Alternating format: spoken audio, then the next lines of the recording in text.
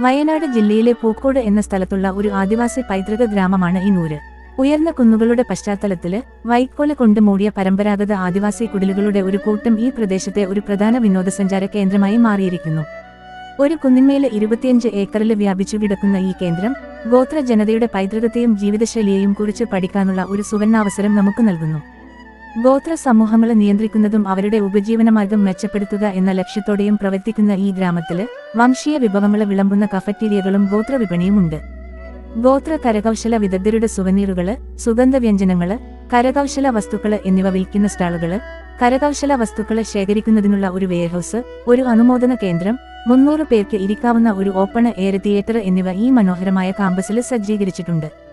എന്ന് ഊരിന് നന്ദി. ഗോത്ര ജനതയ്ക്ക് ഇപ്പോൾ അവരുടെ ഉൽപ്പന്നങ്ങളെ വിൽക്കുന്നതിന് സ്ഥിരമായ ഒരു വിപണിയുണ്ട്. കൂടാതെ ഗോത്ര കലാകാരന്മാർക്ക് അവരുടെ കഴിവുകൾ പ്രദർശിപ്പിക്കുന്നതിനും ഉപജീവനമാർഗം കണ്ടെത്തുന്നതിനും ഒരു വേദിയുണ്ട്. ഗോത്ര കലാരൂപങ്ങള്, ഗോത്ര ഭക്ഷ്യമേള, കലാമേള എന്നിവ കേന്ദ്രത്തിൽ അരങ്ങേറുന്നു. ടൂറിസം, പട്ടികവർഗ വികസന വകുപ്പുകളുടെ സംയുക്ത സംരംഭമായ ഈ ഗ്രാമം ഭക്ഷ്യ സംസ്കരണത്തെയും മറ്റ് അനുബന്ധ മേഖലകളെയും കുറിച്ചുള്ള പരമ്പരാഗത അറിവ് സംരക്ഷിക്കുന്നതിലും ജൈവകൃഷിയിൽ പരിശീലനം നേടുന്നതിലും മുൻപന്തിയിലാണ്. നിരവധി ആളുകൾക്ക് നേരിട്ടും അല്ലാതെയും തൊഴിലവസരങ്ങൾ സൃഷ്ടിക്കുന്നതിന് ഈ കേന്ദ്രം വഴിയൊരുക്കി.